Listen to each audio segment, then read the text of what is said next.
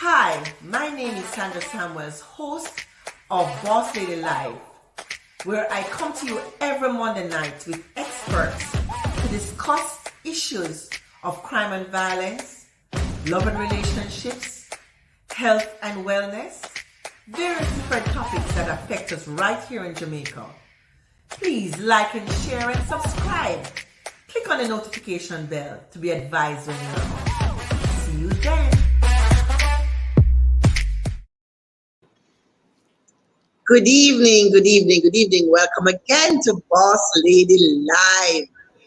My name, if you are joining for the first time, my name is Sandra Samuel, CEO of Totally Mail Limited and the Boss Lady, host of the Boss Lady Live show.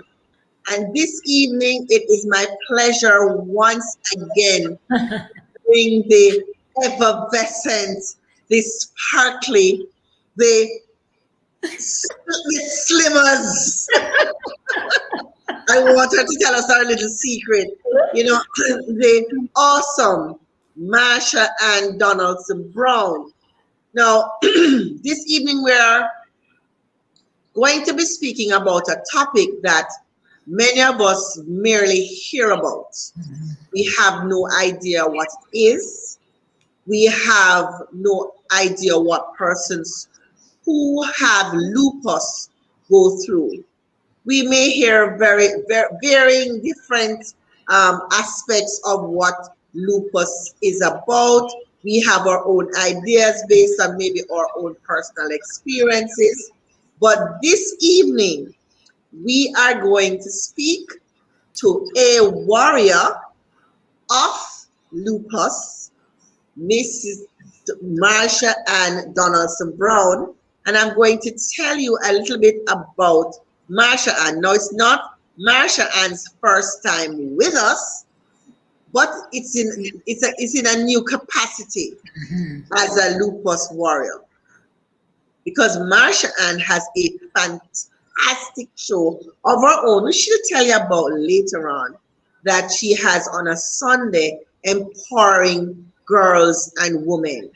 But this evening in particular, we'll be speaking on lupus, and we're going to call it part 1 because next week we're going to have the medical side, or hear on the medical side of lupus through Dr. Desiree Tollereed.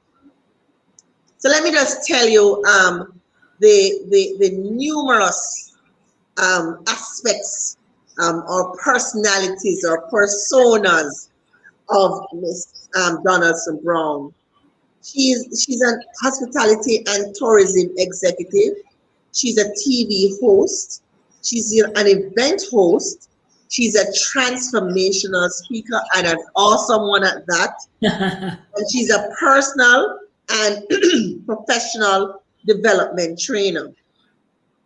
Marsha Ann Donaldson Brown is a woman driven by fierce passion and pride, inextricably linked to how she lives, all she commits to, and the lives she inspires. Her infectious energy and enthusiasm have made her a top pick for transformational speaking appearances, particularly for women and girls. Her light burns brightest when she is encouraging and empowering women to live a life of purpose as she does herself. The growing community of heart-minded women who join her weekly live show, Real Talk with Marsha Ann, know that there is no textbook for the nuggets she shares with them. In addition, Marsha Ann handpicks all her guests for the show, which I've been one. Yes, you have. Knowing they will leave an indelible mark on her audience by being examples of purpose-filled living. Yes. A 3-decade veteran of the hospitality and tourism sectors, Donaldson Brown occupies a pivotal role with a global power brand, one that she has become uniquely qualified and widely admired for, as well as a Bachelor of Science degree in Hospitality Management from Florida International University. She holds a Master of Business Administration from Nova Southeastern University. She honed her craft with names instantly recognizable as industry leaders, names including Hilton, the Doral, and the Biltmore, culminating with a stellar career with Sandals Resorts International. As Director of Romance, she oversees their destination wedding program, and is acknowledged as one of the Caribbean's most revered destination wedding experts and tastemakers. No, them are big, big something, you know. Consummate professional, yes, she is. I can speak on that. Marsha Ann has also been featured on Good Morning America, Fox Business Live, and the award-winning Redefining Wealth podcast with Patrice Washington, as well as other media. The proud mother of two and a woman of faith have been developed principles to shift from functioning to flourishing. Marsha Ann's latest purpose-driven mission is to empower women to shift their mindset, activate their greatness, and guide them in transforming their lives to one of purpose, passion, and prosperity. Lord Marsha Ann, awesome. And every word of it is true. Every single word of it is true. I can vouch for that. And welcome again to your home away from home. Yes. Welcome to Boss Lady Live. Oh, it's so good to be around my heart-minded and like-minded sister. You know, good energy begets good energy, Sandra. Absolutely. And we have all had our journeys in life, but one thing is sure, we can attest to having good spirit, good and positive energy. I read recently that we must have realistic optimism. In other words, not the hairy-fairy rose-tinted glasses, but choose to be grateful and choose to be optimistic and choose to be around people who are life-giving, not energy drainers, but energy givers. And so when I can get to be in your company, I just even live to hear you laugh. Because that's medicine for my soul. That's a part of me being well, okay? We're going to talk about how to get well, regardless of what condition you may be battling. But wellness comes in many forms, and your laughter is medicine for my soul. Well, it is a part of my secret as well, because my folks on my page know, I'm a 21-year breast cancer survivor as well, and I don't take it lightly, and I don't take it just you know. I get up in the morning and I'm able to take a breath. I celebrate that breath, you Absolutely. know. So this evening, although it may be frightening for some, it may be very debilitating for some. We want to discuss, and as you can see, my topic this evening is just plain and straight, lupus. What do we really know about it? And you have had the journey.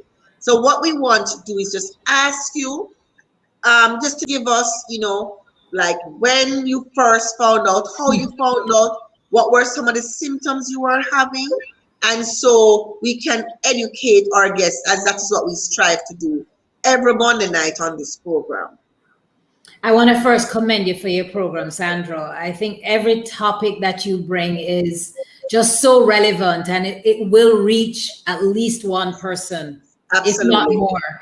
And so I want to encourage you to keep on keeping on. It's not even about who is on when we're doing a show, but who is catching the replay.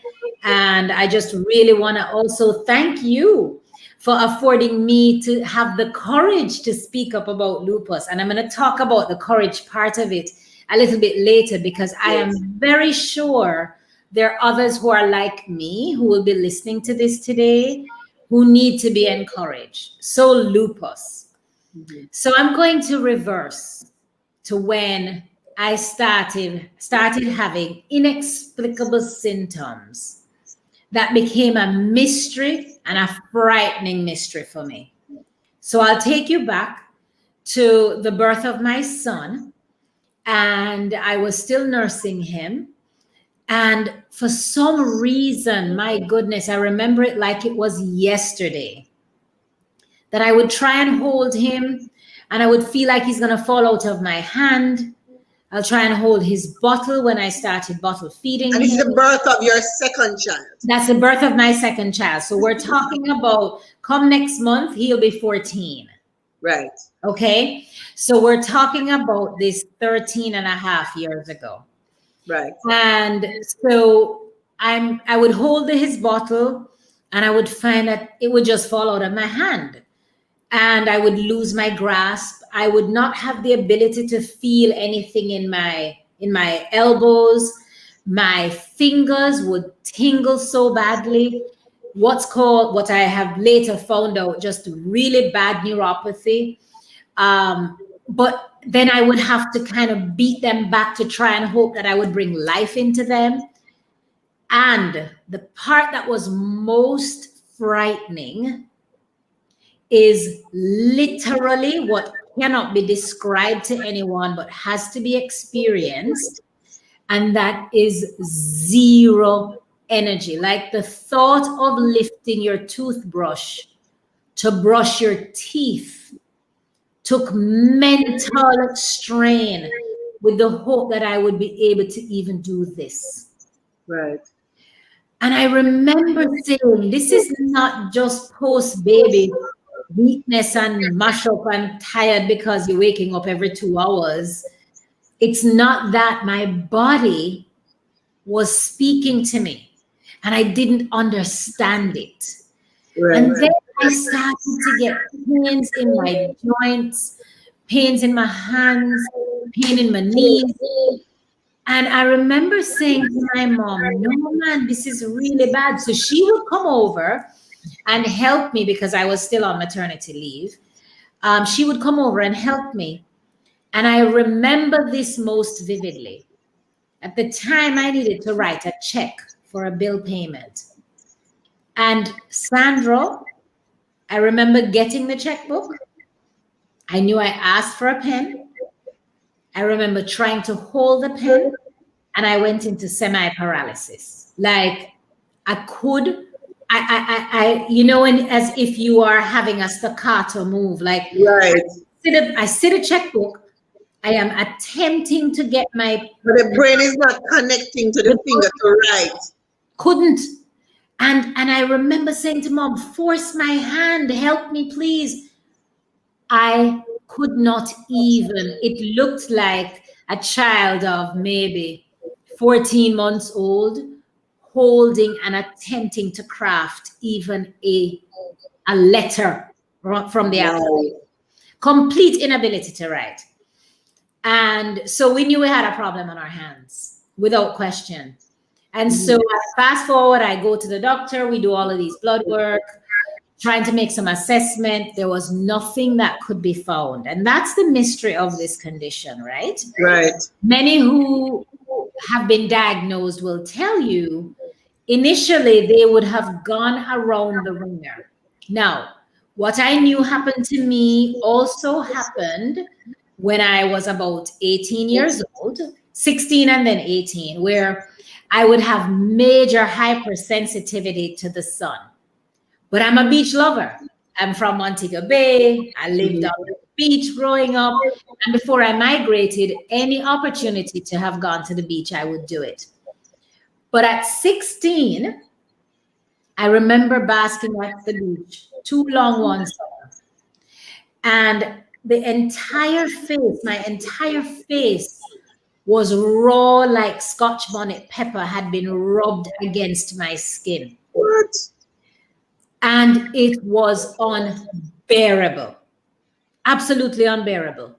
You didn't see anything, but you couldn't touch it. I mean, not even water. Like I couldn't wash my face. I would have to splash it with water, couldn't wash it because I was raw. Like my skin felt like it had been ripped off and raw. And I share that because we're still trying to connect some dots. And I want to help others as well, because lupus is known to impact on women mainly. And it impacts on women mainly between the age of 15 through to 44. I also want to share that I began to develop huge white plaques across my limbs, my buttocks, my arms, my legs. And I became so self-conscious about it for a while. And this was before now you had baby. It was like long time.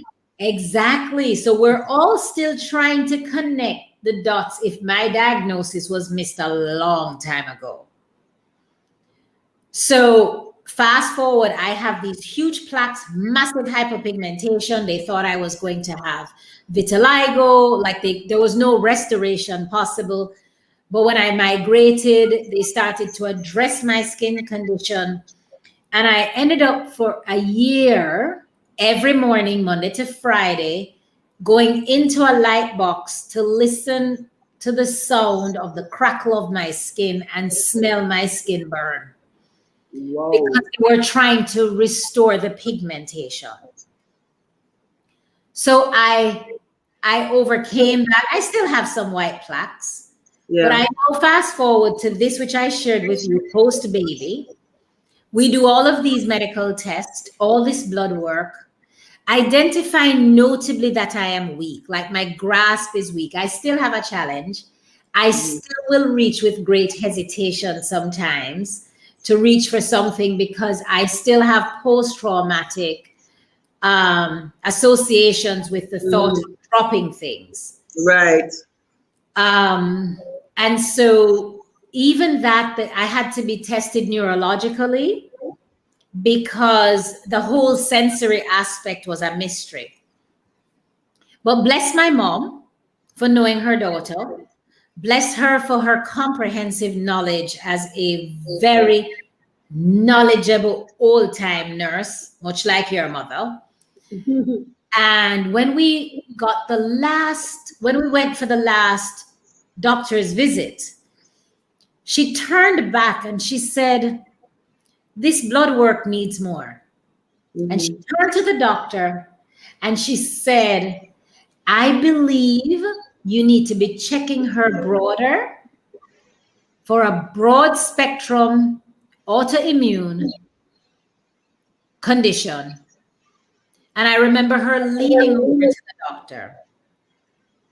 And whatever she said, he checked it off. And 2 weeks later, I got the call that said, we need you to come into the office. Now, look here. You know what that call is like. Oh, yes.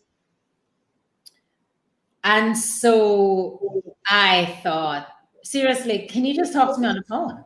And he's like, no, just come in. And I took my mom with me.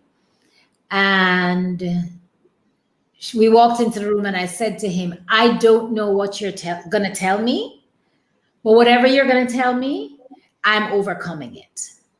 Right. So you already decided. I decided because I had my 2 children to live for. I had my life in front of me. At this time, Donaldson is a baby. He's still a baby. Absolutely. Right. And Sandra, I remember him leaning in and saying, your test results have confirmed. Hold on. I had a friend. This is before getting this result. So hold on. I had a friend, a young girl actually, who had been diagnosed with lupus and was losing her battle swiftly. And so I was contending with her, facing that and thinking, oh my God, what a horrible condition. So now I come in and he leans in And he says to Mom and I, well, I just need you to know that the blood work has come back and you have been confirmed based on your readings of having lupus. No. All I remember hearing him. Yes. I don't remember anything else. I can well imagine. And I remember Sandra saying to myself, but so-and-so has it and she's slipping away. And I said to him, whatever it's going to take for me to fight this, you tell me. Right. I'm going to do it. And I said, when I say whatever, I mean whatever. Whatever. And then he started to talk to me about the course of treatment and how, you know, he has to put me on some very aggressive steroids and that I should anticipate the impact of my face blowing up like a moon and, you know, just all of these things and a lot of the precautionary measures that I needed to take. But he needed to transfer me to speaking with a specialist on lupus. And for those of us who know, that's a rheumatologist. And well, I learned that from you. Right. I didn't know that. He said he has to transfer my file. He's going to give me a letter and I need to see a rheumatologist. Now, if you know anything back then, 13 and a half years ago, there was only one rheumatologist. So it meant waiting to get an appointment. I'm like, I am not waiting. Whatever it takes, if I have to camp out, the doctor was only coming to Montego Bay once per month, but also going to Kingston was easy for me. And Sandra, I made a decision when you wrote that referral letter on the spot. And a lot raced in my mind. I'm speaking to someone who would have an appreciation of that, right? Your fate, your mortality, the possibilities, the worst case, the best case. And I knew I had to fight. And once I got home and I saw my tooth, I remember weeping the night and saying to God, no matter what, I'm fighting this. And the first thing I would say to anyone is the fact that I engaged my faith became an anchor for me. One, the fact that I was determined in my mind to win and to become an overcomer and not a statistic, combining my faith with my mindset was a completely revolutionary approach to saying, at whatever cost, I must fight this. Absolutely. And I must be around for my children. Now understand that the enemy is something else. Because no joke, Sandra, awareness or my hearing, every other day I heard something about lupus. Somebody was passing, somebody was battling. When I went to the first rheumatology appointment and I looked in the waiting room and I saw so many women battling this, what is still called this mystery of a condition, I thought to myself, God, please spare me. Spare me the pain, spare me the agony, and let me live. Just let me live. And that statement of let me live, I'm going to tell you how it came back about a year and a half ago, 2 years ago. Because you see, fast forward, I go to my first rheumatology appointment and I have my heart-to-heart talk with the rheumatologist, Dr. DeCula, who is based in Kingston. And I remember him saying to me, no, this is not a condition to play with. 1.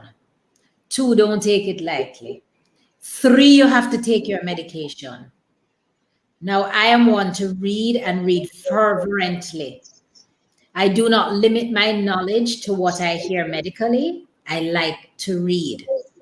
This is before even knowing about WebMD and all of those things. I mean, I bought the books, I had them brought in, I was reading, highlighting, but I also knew I was becoming absorbed, which is not a good thing. So he spoke about taking it seriously, taking the medication, and he said 2 other things that have never left me. He says, lupus is an autoimmune condition. You need to be mindful that your body is attacking itself. Right. And because it's attacking itself, you need to know that stress is It's not your friend. enemy. And then he said, are you willing to make an adjustment to your diet? Because many statistics have shown that patients thrive better when they eradicate meat. I said, oh, that's no problem. I don't eat meat anyway, so I feel good. And then he says, and chicken. And I said, chicken? Yeah. Sorry. The chicken that all Jamaicans eat all the time. That's first bad word, no. And that was on the Saturday afternoon. And I said to him, is it going to make a significant change in my life? And he says, I'm writing up this prescription for you. This is the medicine that you will start taking. And I encourage you to change your diet. And I said, if that's what it takes, I will do it. Sandra Samuels, to you and all your listeners, we're one decision away from any choice we want, or we make an excuse. Do you know I went cold turkey that same Saturday evening? Yeah. I never took the decision. I made a decision. My health was important. I needed to have managed what I could control first, which was my diet. Stress, I had to determine how to navigate that. But controlling what I put in my mouth and what I eat was strictly up to me.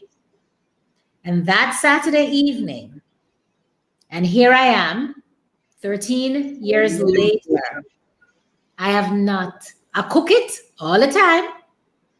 I have no desire for it. I weaned myself effective immediately. And it comes back to the power of the mind. Now, everybody's journey is different. This is not negating anyone's story. This is being mindful that we must be compassionate one for another. We must also be mindful that lupus will affect different organs and different people differently. But I began to get intimate with my body to know what caused triggers. And I started to journalize what they would say is called a flare. Right.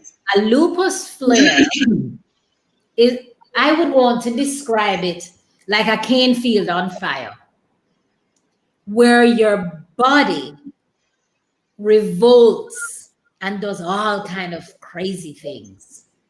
So when my flare came on, I would sometimes feel it coming on. My flare would be so extreme, Sandra, that even lifting my head off the pillow was a chore. Zero, it's called malaise.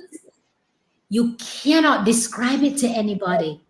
We're even putting one step in front of the other would feel like you are carrying elephants on your back. Just burdensome, wearisome, and weak. That's one.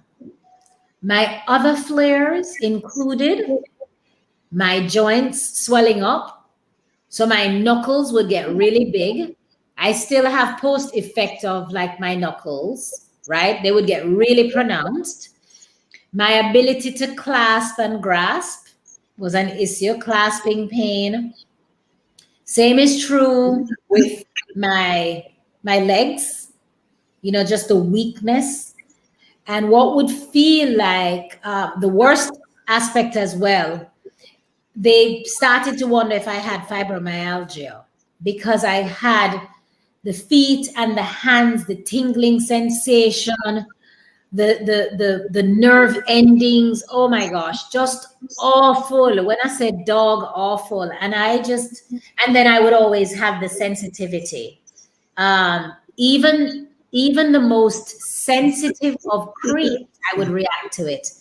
But avoiding the sun is another thing that he said I had to do. So that was on his list of top 5 things for me to do, right? Right. Taking the medication, ensuring that I manage my stress, ensuring that I manage my diet, ensuring that I avoid the sun, and I just forgot one other thing. So I had to become conscious of what are some of the things that are triggering me. And then I began to embrace more of the impact of my diet. And so although I had eliminated chicken, I found that processed foods with their preservatives were no good for me. I'm telling you, if we get back to the roots of our forefathers, they ate right. They ate from the soil. They didn't really have things in a can. You catch it, you pick it, you cook it. Farm to table. We're acting like farm to table is all that on a bag of sugar. Right. We're acting like organic is just new now. But really, that made a big difference for me. And then I had to identify what my stressors were. Now, understand that the nature of my job is very intense. And I was traveling a lot as well. And I would find invariably that once I traveled and I got to my destination, I would have a flare up. Airborne, because you're on the plane, less sleep. People, this thing about sufficient sleep is not limited to any of us who are warriors. The body needs rest. The body needs the right food. So I was able to start identifying the things that would really trigger me in such a very significant way. That lack of sleep, stress personally and stress professionally impacted on me. And I had to make some changes in my mind. I either had to learn how to be in stressful situations and not have it coping. You have to learn to cope. Absolutely. Versus allowing the stressors to impact on me. What about hair loss? So, I know persons have hair loss and they have some I don't know what they call it. The butterfly rash. Yeah. So yes. I got the rash along here and here. I did. Mine was not as pronounced. Man, did I pray to God. I did. I really did. But some of them have permanent. I've seen like permanent marks. Oh yes, absolutely, absolutely. And each day I lean in and I just, like sometimes I will think I am seeing the shape. And I pray my way through. I really, really do. Now, as for the scalp and my skin and my hairline, I have one word. I've gone through stages of what would be considered most extreme. Now, by right, my doctors have all suggested do not use chemicals. Don't relax your hair. I've gone through, this is all new, as you know, like this look is very, very, very new for me. But over the years, relaxing my hair was definitely not in my best interest. I allowed vanity to supersede my health. And what happened for me is that, one, not only would I have the impact of my hairline receding or falling out, the front part would fall out. So I would just kind of swag my bangs a little bit more. I would get my scalp so extreme, Sandra, and I hate to gross you out, but it would bleed. Wow. So it would peel so badly and bleed. And I could lift plaits from my scalp. And when you lift them up, the size of great flakes. And when you lift them, you literally see the holes from the strands of the hair, or you would see the hair come out with the plaits. Wow. Yeah. And that in itself is stressful. Our hair is our crowning glory as women. Absolutely. Now, let's talk about stress that I chose to carry. Because I lost people that I knew to lupus, because I wanted to fight, because I did not want to harbor any negativity, I made a choice to keep it to myself and limit. Because not even needed, no. Exactly. I limited the audience to my handful family. That was it. Handful of family and my BFF. That was it. I never wanted anybody to know.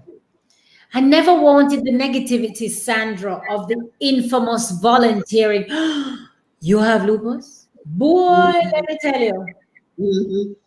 My cousin, sister, auntie, friend from 200 years ago had lupus and she never made it. Or the infamous, oh my goodness, you have lupus? I would never guess, but be very careful. Don't do this, don't do that. I was so concerned and guarded. I did not want a pity party. I didn't want to seem any less. And I did not want any negativity. In retrospect, I believe it added stress to my life a lot. And as you know, I only came forward and publicly shared it last year, July. So it's very significant that we're having this conversation today, because I never spoke about it publicly. Now, I had a journey and a half. You have to appreciate that folks who fight an autoimmune condition were very vulnerable, as everyone else who is fighting a condition. Listen, you are the warrior of warriors, right? And I salute you. We have a warrior joining us, Jada Marie Graham. She says, I'm a lupus warrior. I'm 19 years old, soon to be 20. And she was diagnosed 5 years ago. So see, Jada, that's phenomenal. Yay. So Jada would have been 14. You see what I'm telling you, right? And Jada, I want you to drop into the chat what your symptoms were and why how you were able to get diagnosed and how you're managing your condition now and what part of your body is mainly impacted. Because you see, lupus is a disease that really, and you're going to have the medical doctor. So I'm only speaking as a patient, not as a medic, not as a pro. I'm only speaking as a warrior. And your personal experience. My personal experience. And I'm also speaking about God's goodness to me, because had it not been for God's grace and mercy, my praying company, my faith warriors, and my faith, I really can't tell you where I would be. But lupus is a disease. And you're proactive, don't leave that out. Yeah. Your proactive behavior. I'm listening to you, and you said almost to the letter the exact same thing that I said to the doctor when he said to me, you have breast cancer. The good news is, the bad news is you have breast cancer. The good news is we caught it early.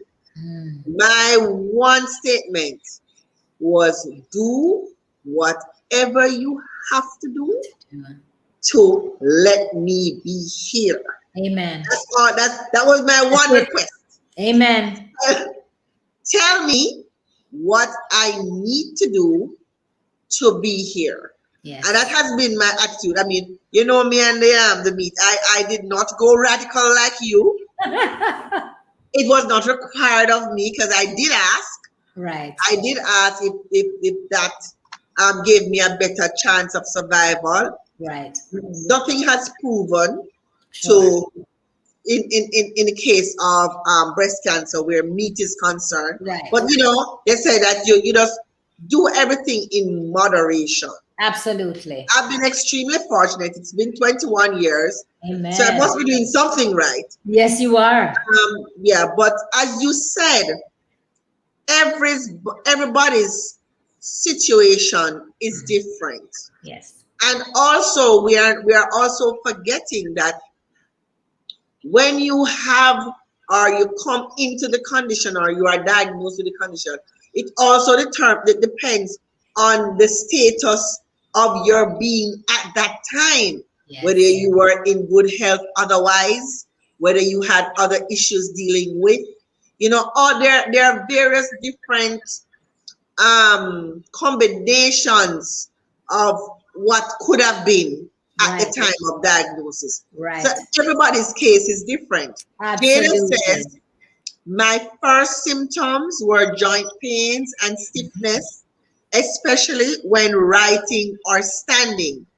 Also swelling, hair loss, nausea, fatigue, and exhaustion, and ridiculously bad migraine headaches. Oh no. She said her worst symptoms were joint pains. Yeah. Those that sounds quite similar to sickle cell as well. In speaking to sickle cell warriors as well, they have but they're pain. bad joint pains as well.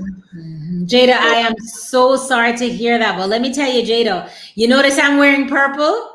I want my purple to stand out, because purple is actually the warrior color for us. She sent some purple hearts. Oh, that's fantastic, Jada. And Jada, I want you to be able to reach out to me as well.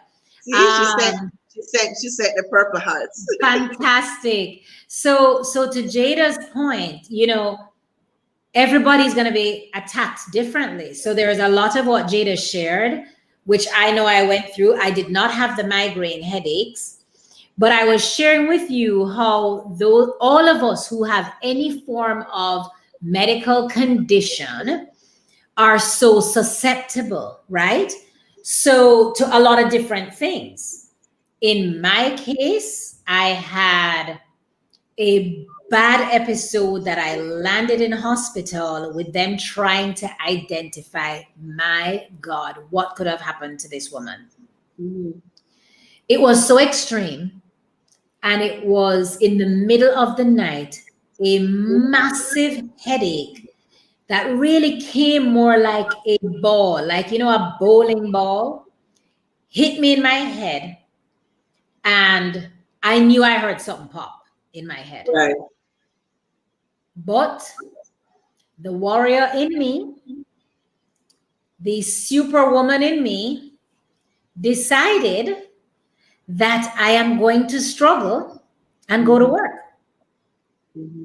And the pain was ridiculously And relentless. indescribable. Long and short, by the end of that day, I was admitted to Cornwall Regional Hospital. And I was there for several days. And while there, they had to do a whole battery of tests to include, they suspected I had a bleed on the brain. And can we just talk about my praying pastors, my praying mother, my praying family, and the will and the determination, because I knew my daughter was going to be sitting, at the time it was called GSAT. And I'm like, God, I am not adding to her stress. Mm-hmm.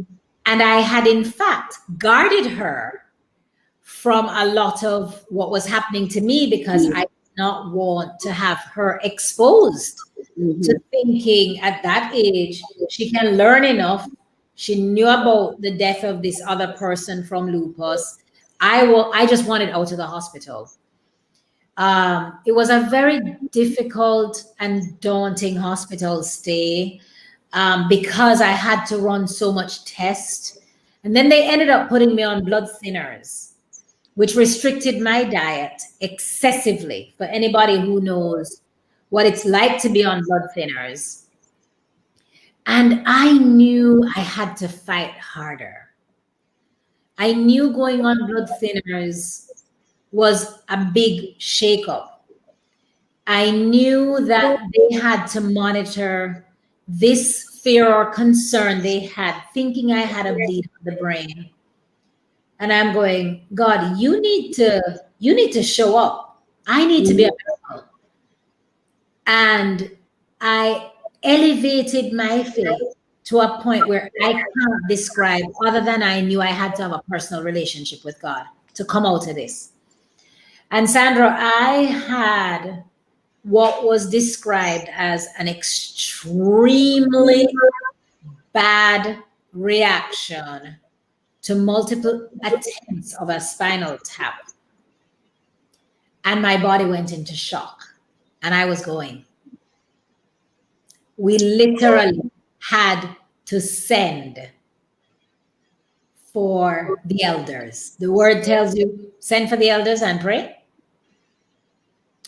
And it's nothing I could ever describe. Wow. I kept on saying, nope, not me. God, it's me and you. We're going to get through this. We have to get through this. And here I am. Here I am to say that that was a bad episode, another extremely bad episode. And I'm sharing this because of the consciousness that we must all have to our sensitivities. Because of the autoimmune condition, when Chick V came around, I had flown back from London and I had been going. Flew back from London, went the day after, not even thinking about jet lag or anything. And Sandra, I remember like it was yesterday. I don't know what happened to me, but I just had pain, could not walk. I'm not going to go over the agony. All I can tell you is that long live my colleague who came to pick me up. I was working out of town, picked me up from there. Every pothole, Jada spoke about migraines. I never experienced any ache in my head like that before. I had photosensitivity, I had the migraines, and I had what they believe was a combination of dengue and Chick V.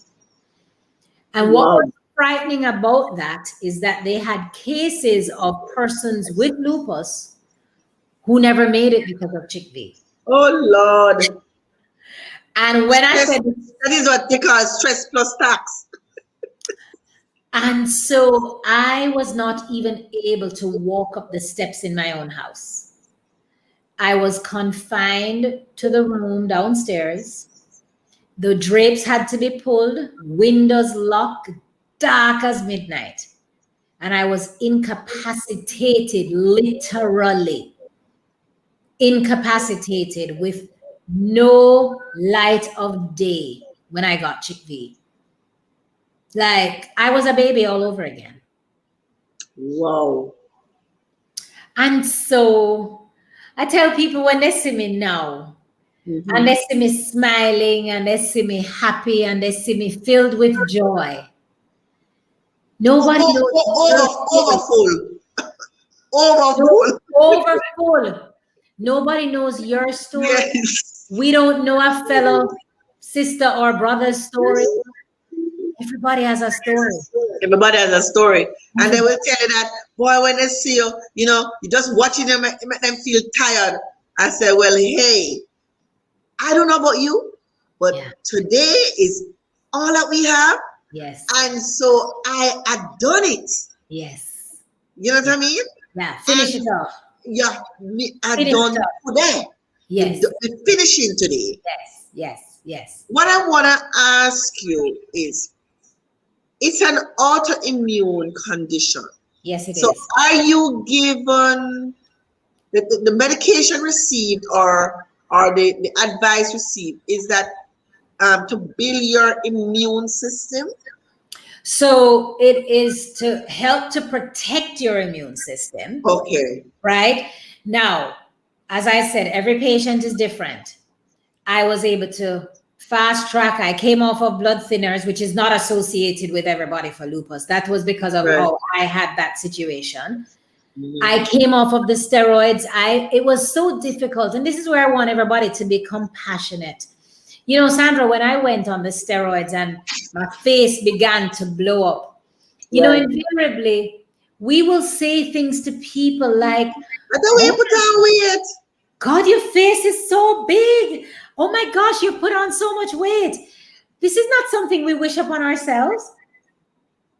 Maybe we should speak less and just, as we all learned growing up, if you don't have anything good to say, don't say it. Because you don't know what somebody is going through, why they are the way they are, right? So the steroids, I remember going back, and this is going to sound vain, but I remember going back and negotiating with the doctor and saying, is there another brand, even if it cost me more, that will allow me to have less of the blow up? Because listen, these cheeks have been a blessing for a long time. I've always had these beautiful cheeks. Imagine it times 2. Let me just smile for everybody. This is without steroids, you know. Like I have nothing in my body called steroids. So imagine it. So it was the type that people would want to come up and go, you put on so much weight, man. Yes. Yeah, but we see as humans, we don't really think. We really don't. Yeah, we don't. We really don't think. We don't. And then along with steroids, everybody's body will respond differently, but I got the spare tire around the waist, right? Medications will all do that to us in different fashions anyway. And so because of how well I began to progress, and I was not always the best patient, I must tell you. There were times I was disobedient. There were times where I'm like, I can't manage this blow up look anymore. There were times I weaned myself off. I paid the consequence. I had to go back and confess. And I would not recommend that to anybody. Do what the doctor says. And if there's anything that you know you're doing in conjunction with, run it by your doctor. So in my case, I spoke about my diet and I spoke about that program about dieting. Now, to Jada's point, I couldn't exercise. You preserved your energy as best as possible. Because when I tell you, When you get a flare and you can barely put one foot in front of another, exercising would wipe you out. Or it would wipe me out, and many other lupus warriors will tell you that. You will have the desire in your head, but the body would not come alongside you. So this which I'm able to do now, the fact that I'm actually exercising now, is miraculous. It really, really is. And I do not take it for granted, right?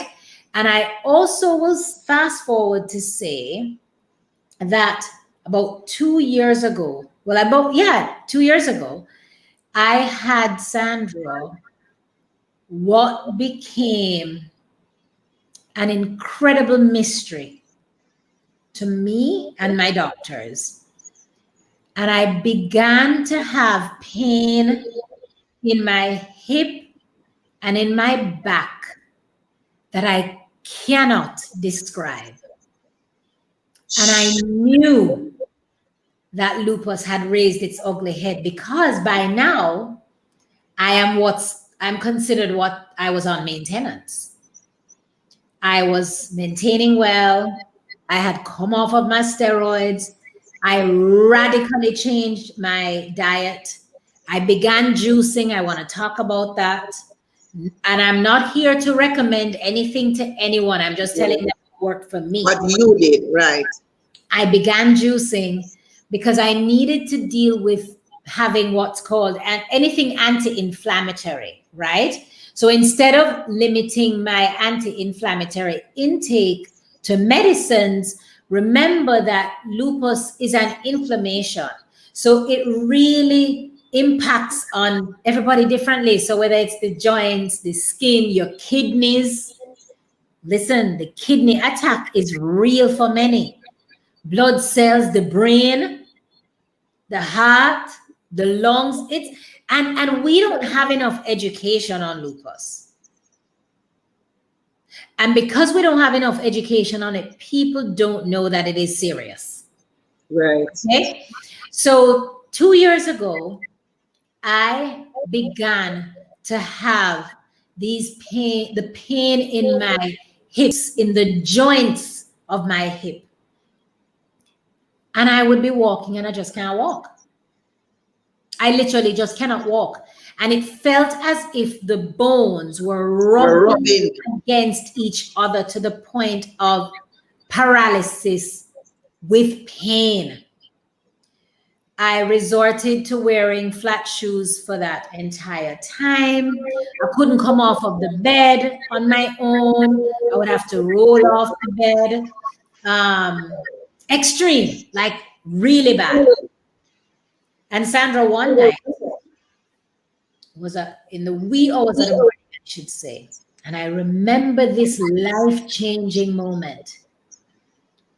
I wanted to get off of my bed to go to the bathroom. I could only get to the floor. And I laid on that floor in screeching agony. Pain to the point I could not call out. I was mindful that my 2 children were fast asleep, and they would not have known if anything happened to me. And I attempted to crawl on my belly to get to the bathroom. And Sandra, I was losing my mind and I was losing my grip on life at the same time. And I remember making a covenant with God. And my covenant was very clear. God, are you done with me yet? I just want to live, not die, and fulfill my purpose. And when I tell you, the pain lifted off of me and afforded me to use the bathroom, get back into my bed, shuffle, but not with that intensity. And from that day, I knew that there was more in my life to do. And you press yes, boy, may I tell you? And there are people that I must serve. And that I knew, I remember being reflective in my bed and I'm saying, God, if I should go now, have I really lived?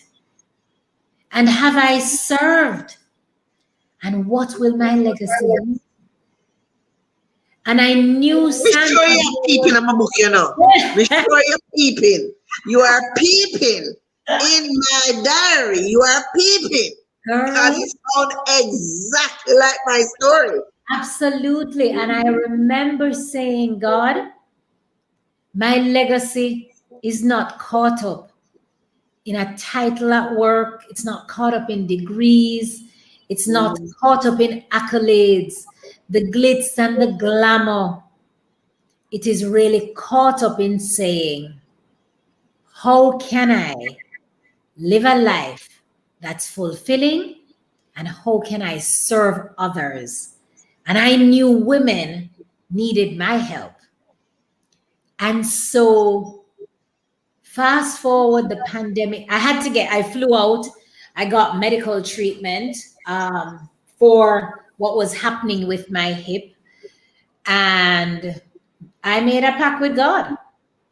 And I tell you, faith, mindset made the difference.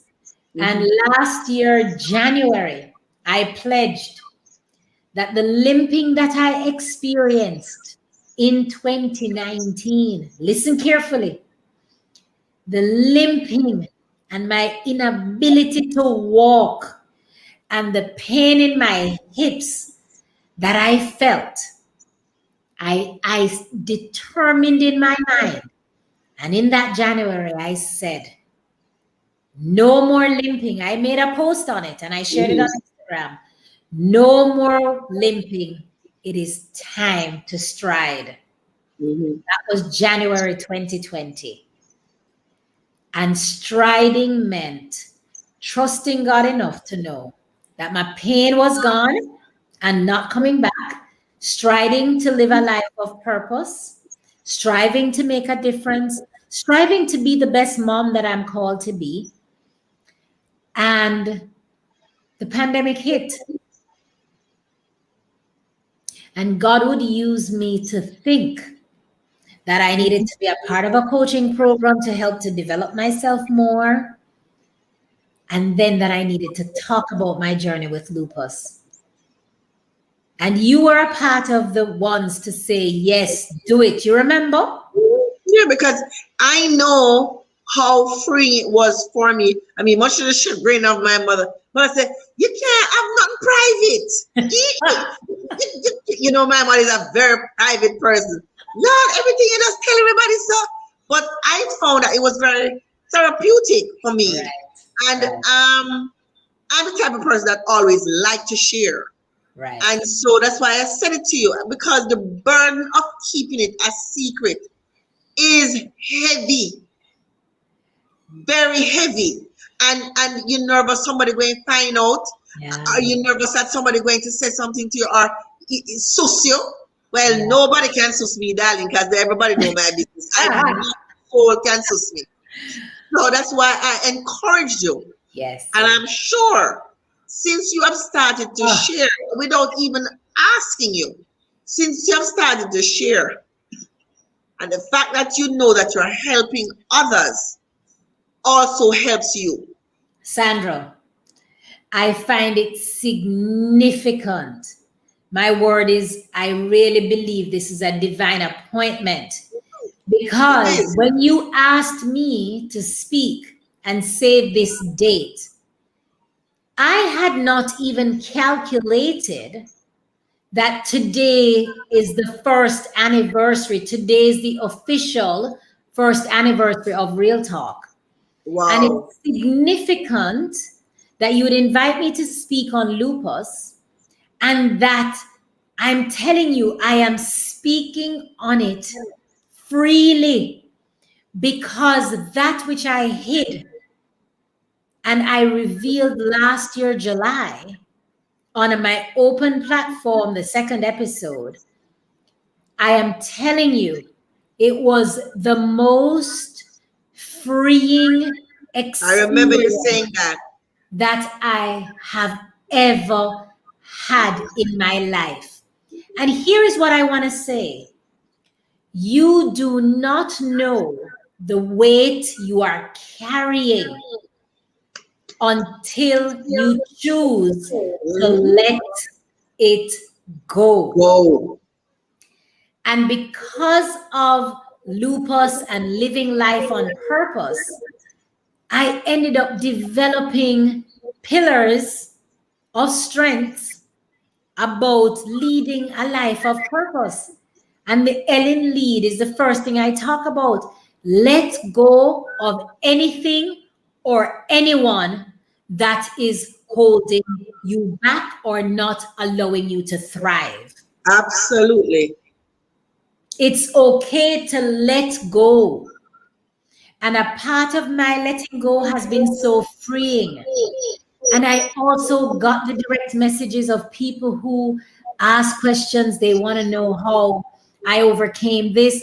Listen, the fact that I was able to sign up for this very rigorous boot camp, right? Led by Patrice.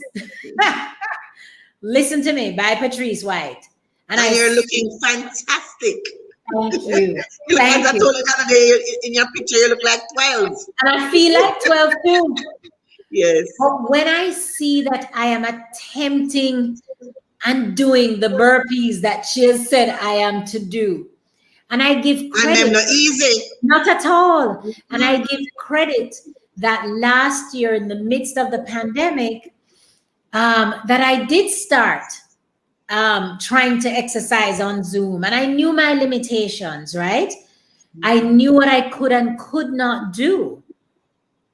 But I decided over the last several weeks also to push myself further with my mindset, because the diet aspect has been working very well. And when I say diet, I shouldn't say diet.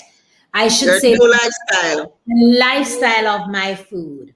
A lot more plant-based. Yes, I do eat seafood. So I would be best described as a pescatarian, right? But my mindset is so determined. My faith is stronger. And my desire to help others. And so because of my desire to help others, I really know that God is blessing me so much more. Absolutely. My skin has been working with me. I am so thankful. My gratitude tank overflows. And I say to many who are listening, who are lupus warriors as well. We have another one joining. He is Associate Minister and Reserve Deacon, Mr. Terry Jones. He said he has lupus, and he says, I tell people all the time the sun affects my skin. Yes. So even in hot weather, I must wear long sleeves to prevent skin rashes. Mm-hmm. And he also says that the battle, I tell people all the time, the battle been fought, the victory won. Amen. How can you live a defeated life when you get to know Jesus Christ? Yes. The battle been fought and the victory won. Is won. Absolutely. Absolutely. And I hope he knows, and I'm sure he does, that men are in the lower percentile because it is an autoimmune condition that really impacts on women. So it does take a longer time usually for men to be diagnosed. Now, listen, he talks about that long sleeve. He's spot on. Skin protection for us is key. When I'm acting all cute and I'm going to the beach and I'm doing my poolside thing, you still have on your cover up. I have on my cover up, but I have an absolute love for the sun. And so I know everything is in moderation. So a mood booster for me as well, mindset and mood boosters, which I encourage everybody to do if you can, is 5 minutes. I go outside early in the morning and I make sure I get just enough sunshine to give me some vitamin D, and the sun automatically boosts your mood anyway. So it's one of the things that I would say, and I can wrap up with some tips to share with folks as a very blessed warrior. He says, Miss Marsha has wise wisdom and uncommon common sense. She is an inspiration to a lot of people. She is living her godly purpose. Wow. That last line is of great significance to me, because really it is my desire now more than ever to truly not get caught up in life's isms and schisms. I have had to release people. I've released places that I no longer thrive in. I've released environments that are no longer healthy for me. Thoughts. I have released thoughts, words. If it's not life-giving, I don't want to be a part of it. And if it begins to come, I become mindful and I take command over it, right? And so those are things I would have to share. Has it been easy? No. But have I had it the worst? Absolutely not. I know so many who suffer in agony, and I lift them up in prayers all the time, asking God to strengthen them in their inner man. Not easy. Jada says you are a superwoman. Thank God for his grace and mercy. Yes, I really, really do. And Jada, I am where I have been where you've been. I want you to know that. And at the time, I'm telling you, my mom and I, in retrospect, truly believe that I had been battling lupus from I was a teenager. She flew me to New York to have biopsies done. They were always battling it as a skin condition. They were never looking for lupus. Wow. But even to the point that the minister just made, when I was in high school, I was the only student out of the entire population, picture sticking out like a sore thumb. I was the only student entering 10th grade and having to wear a long sleeve just to protect my skin. And my uniform was like long to just about my ankle, like the only student on the campus, really. So your confidence can get eroded, which is one of the reasons that I preach about activating your greatness and believing in yourself and not dimming your light.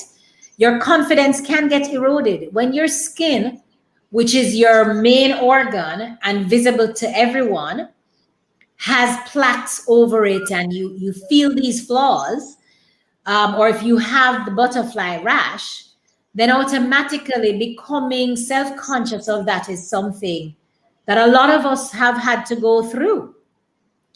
But God, as my favorite saying is, but for the grace of God.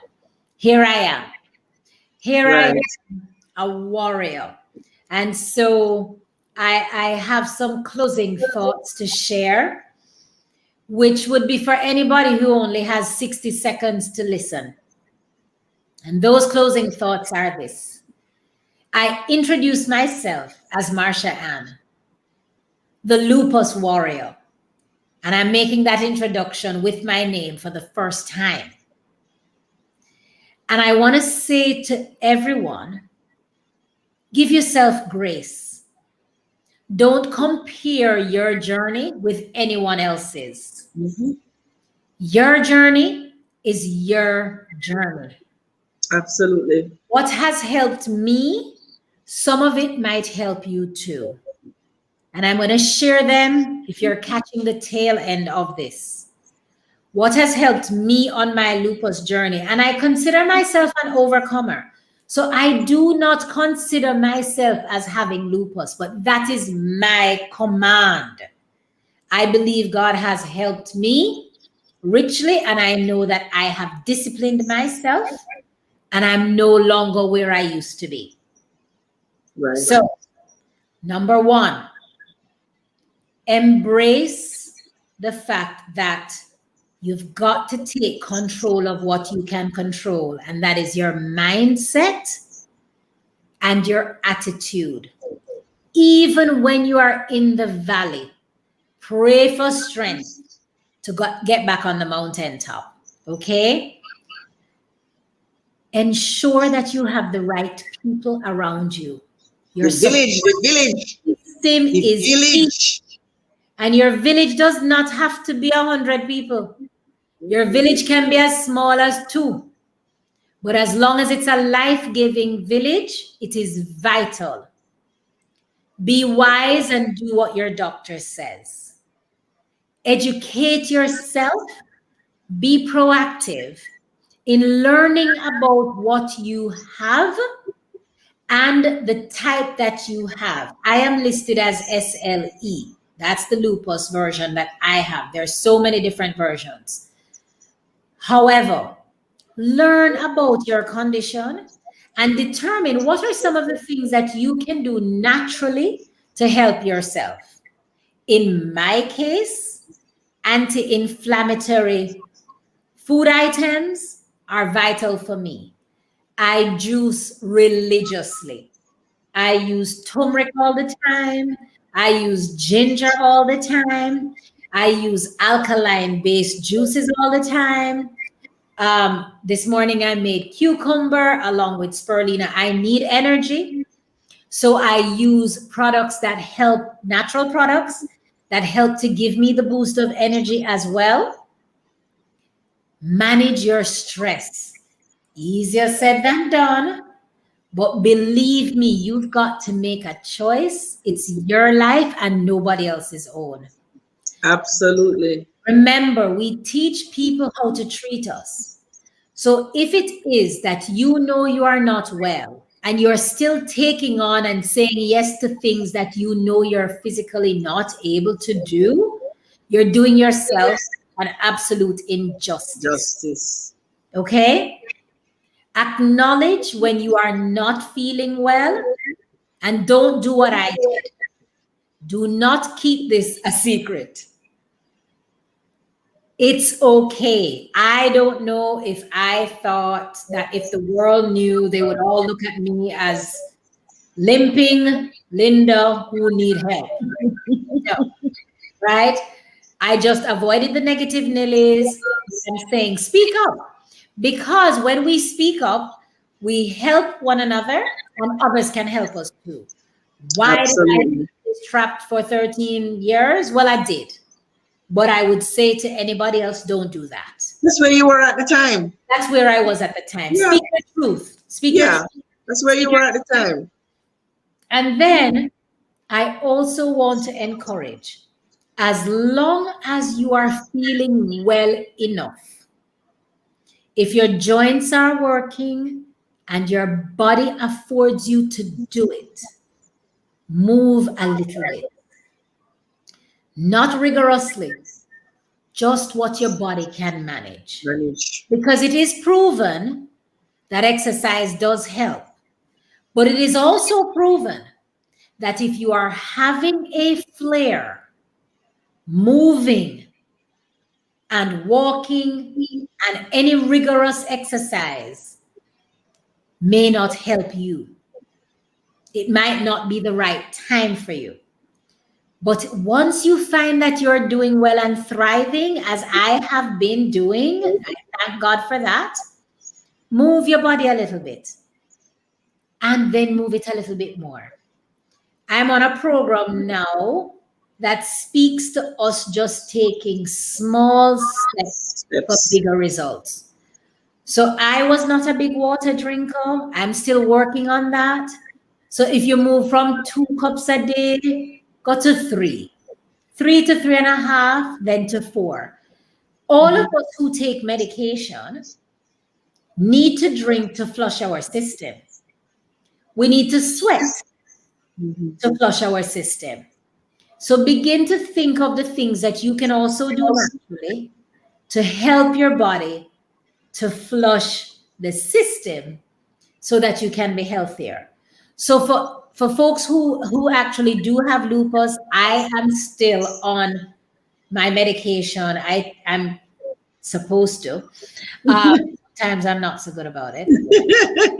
I really push the envelope, but now I'm off of everything with the exception of my maintenance tablet, which a lot of folks know, and that's called Plaquenil. And I didn't hear that. Plaquenil.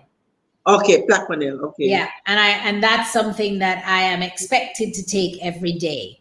You also understand that lupus is not known to have a cure. So this is something that you manage, right? Okay. But I'm here to say, but for the grace of God, but for my mindset, but for my support system, but for my faith, and but for my village of faith-filled supporting people, as well as others who have come alongside me since I have spoken about my journey with lupus.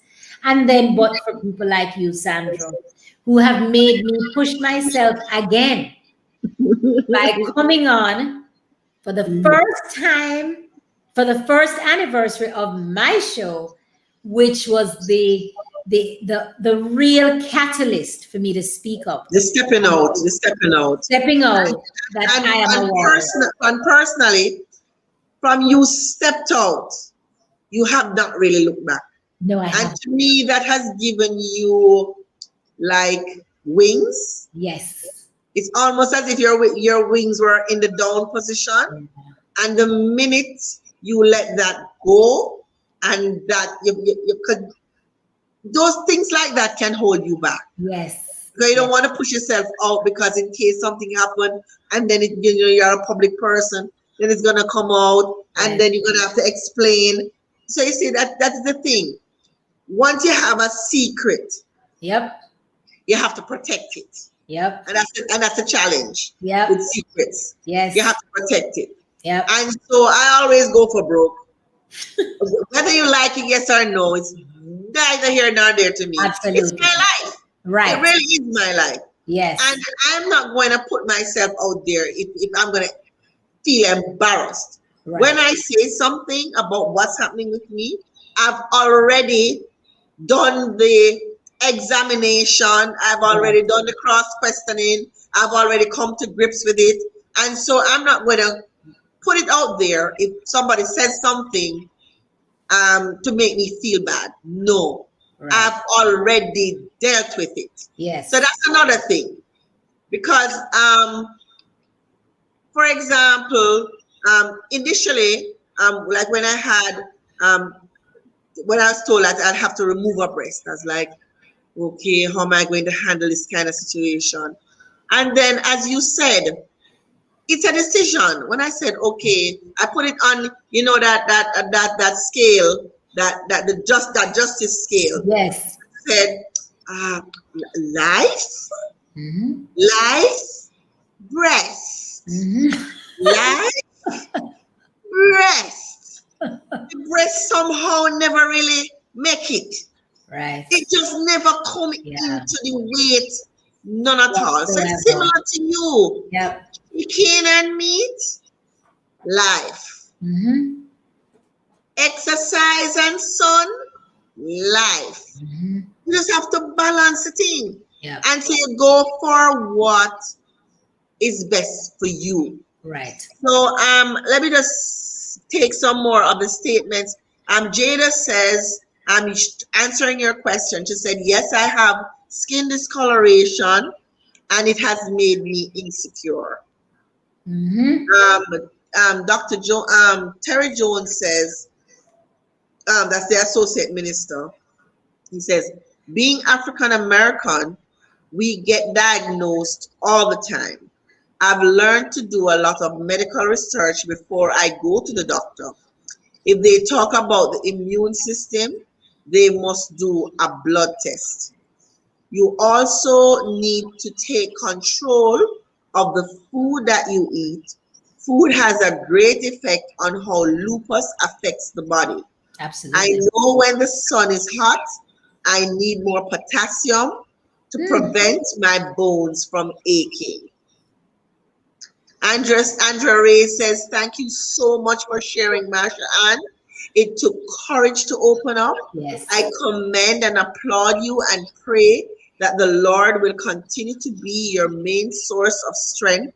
God bless you. Amen. Nadine says, sending up continued blessings and prayers for you and Marsha Ann. Thank you for sharing your testimonies that continue to strengthen the brethren. Amen. Medisol Jamaica, I guess that's a company.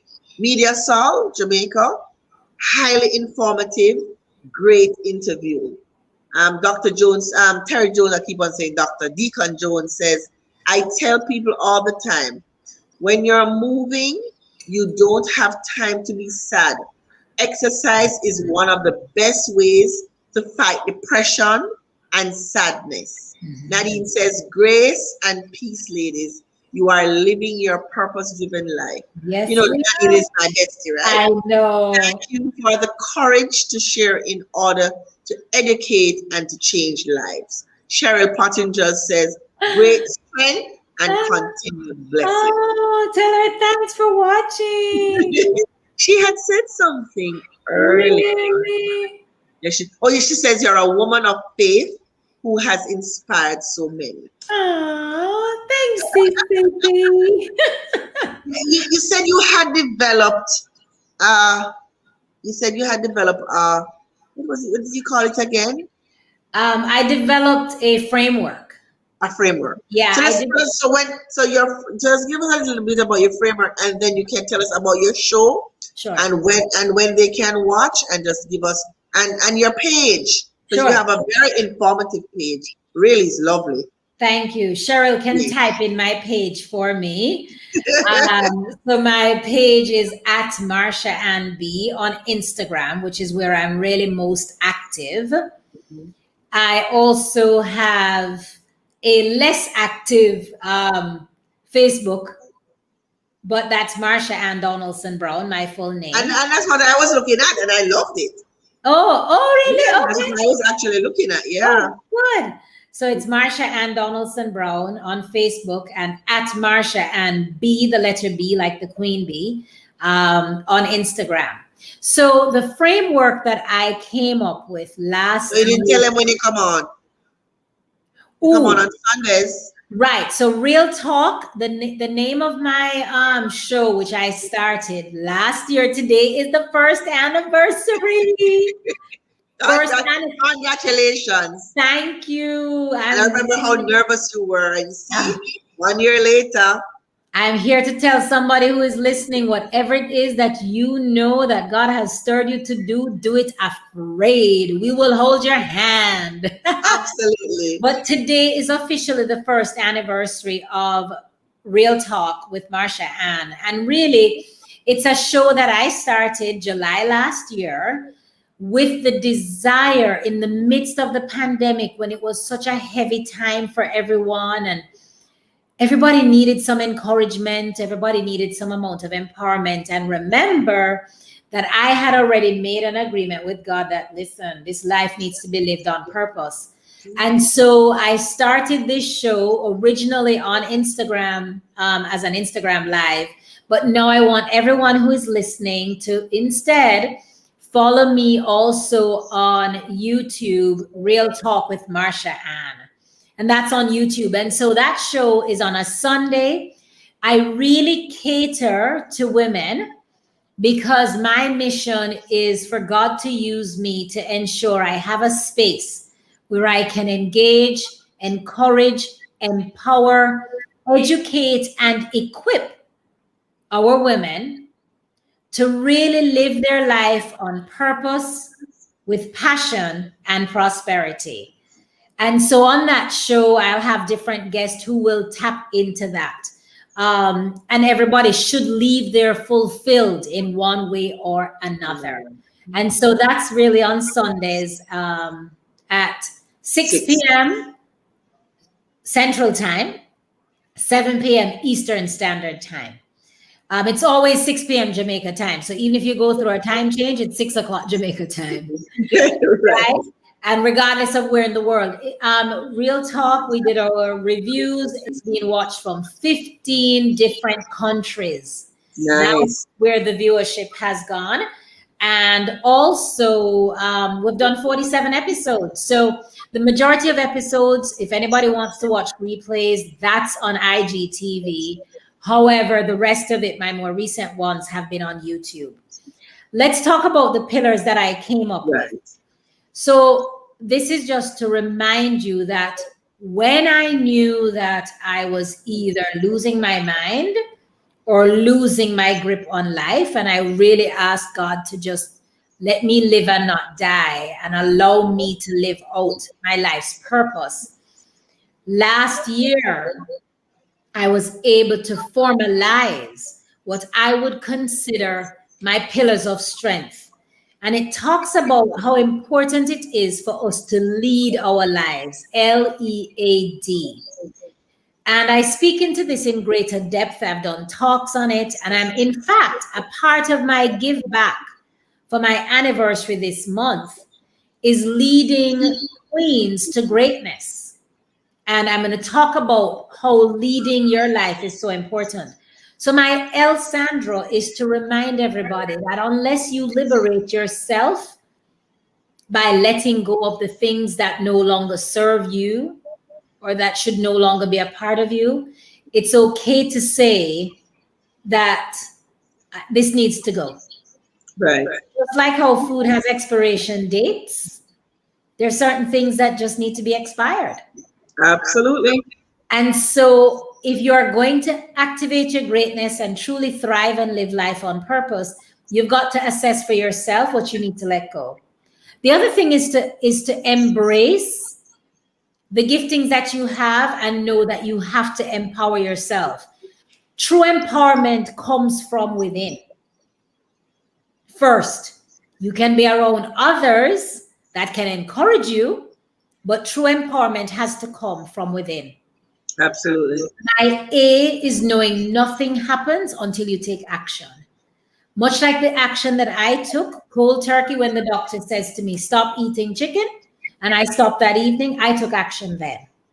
I took action July last year to say it's time to talk about having lupus.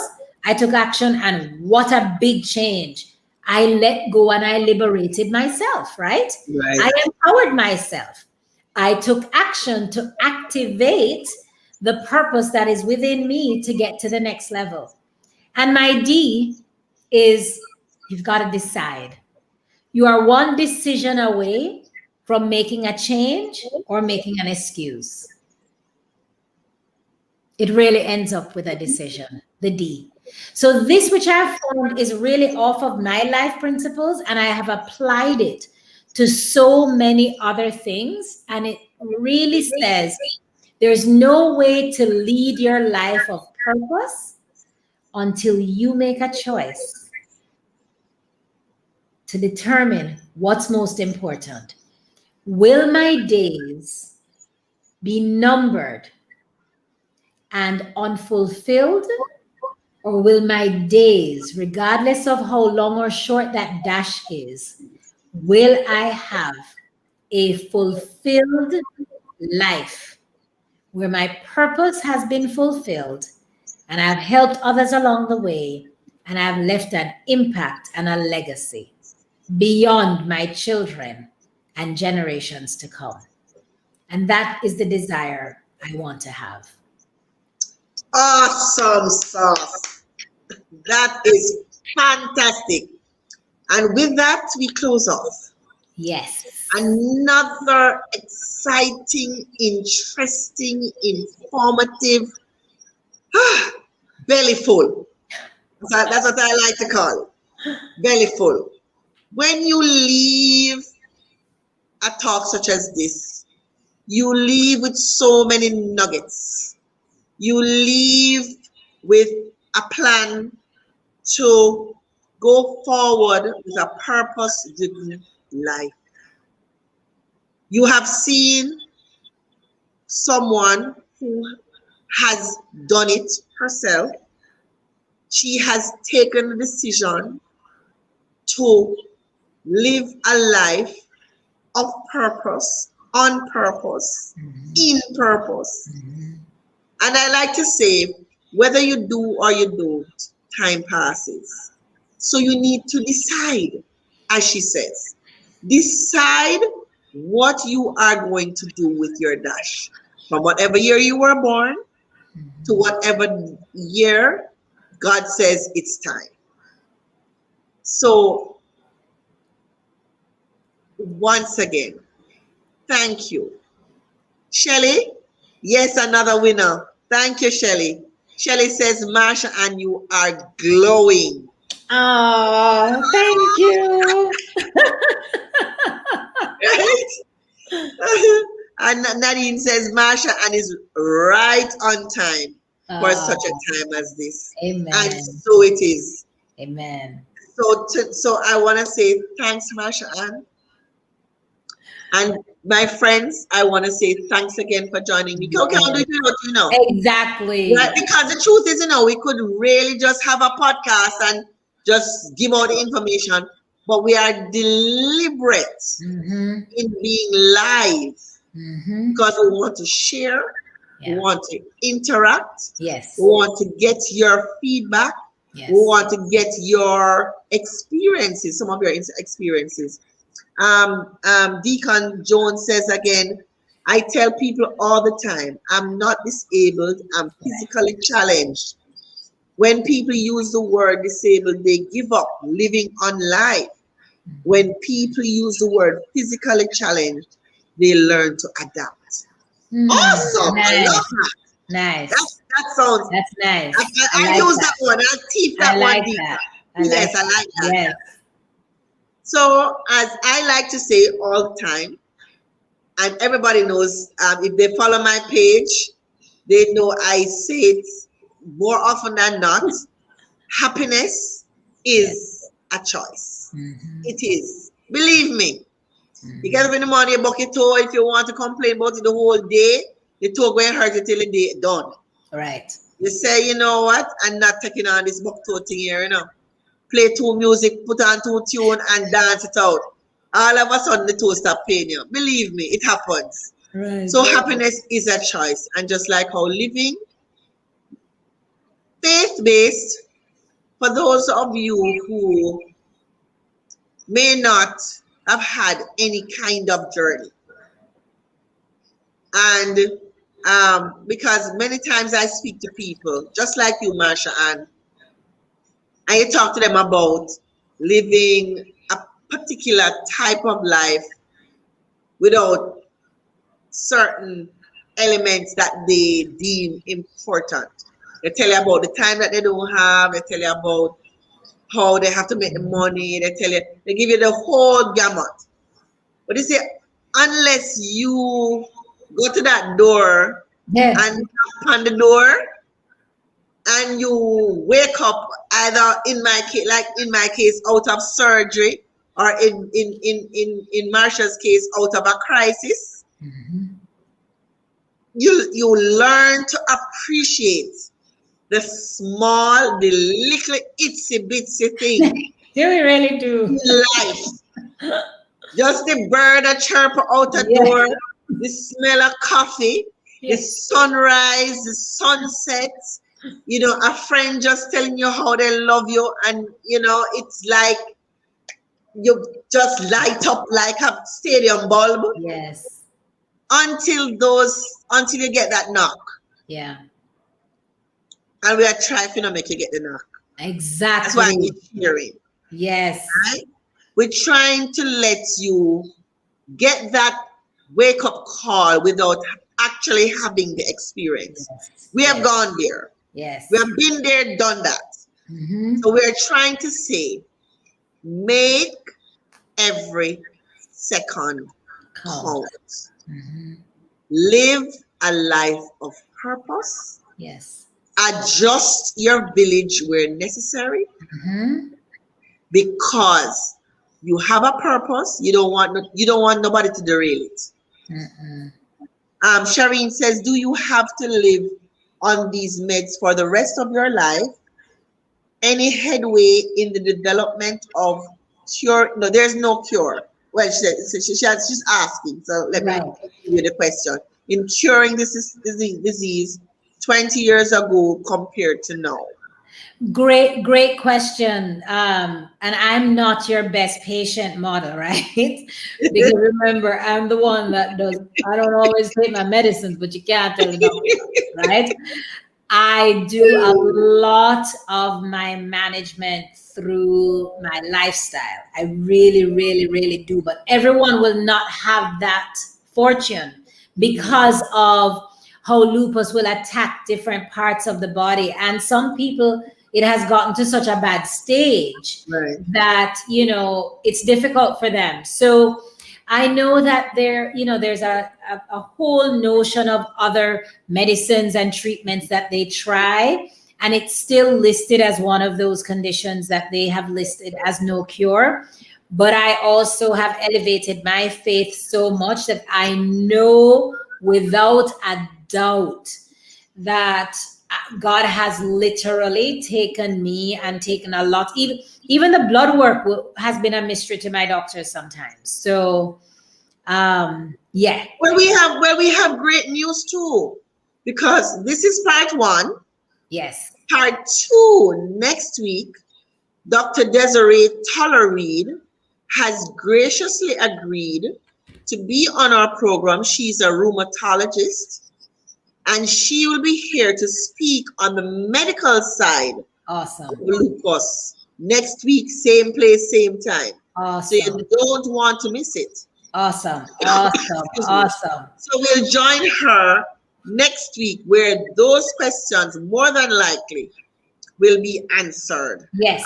One way or another. Mm-hmm. So good night, folks. Good night, everyone. See you next week, God's willing. Thanks again, Marsha, and bless you, love you like cooked food. And I know you love cooked food. So have a wonderful week, everyone. Yes, thank you all so much. Honestly, you are welcome. Listening. And happy anniversary. And happy anniversary.